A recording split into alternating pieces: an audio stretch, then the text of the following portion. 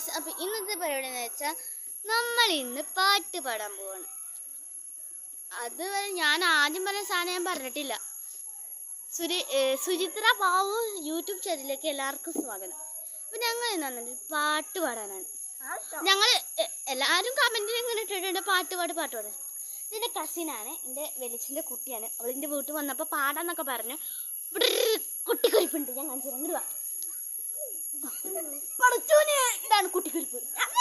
കണ്ടോ, ഇടയ്ക്കിടയ്ക്ക് വീഡിയോയുടെ ഇടയിൽ വന്ന് അപ്പൊ ഞങ്ങൾ പാടി പഠിച്ചിട്ട് തരാം. കയ്യില് ബുക്കുണ്ട്, അതിലാണ് ഈ പാട്ടുകളുള്ളത്. 5ാം ക്ലാസ്സിലെ ആർട്ട് എഡ്യൂക്കേഷനിലാണ് ഇതുള്ളത്. അതിൽ 93-ാം പേജിൽ പാടിയിട്ട് ഞങ്ങളുടെ ഇതൊരു ട്രെയിലാണ്. നമുക്ക് പാടാം.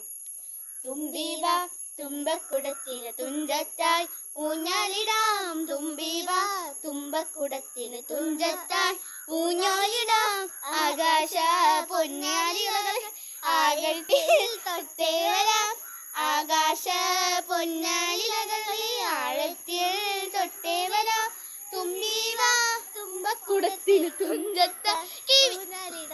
ഈ ഒരു 2 വരി കിട്ടണില്ല. എവിടെ?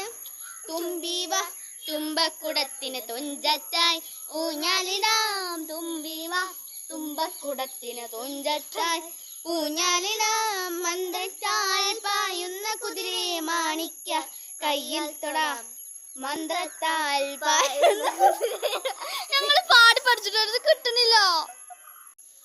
ഒരു കാര്യം പറയട്ടെ, ഞങ്ങൾ പഠിച്ചു, അത് പക്ഷെ ഇടയിൽ കിട്ടിയില്ല. അപ്പൊ പാടാം. 3 കല്ലുകായുടെ പകുതി കിട്ടില്ല. 3, 2, 1 സ്റ്റാർട്ട്.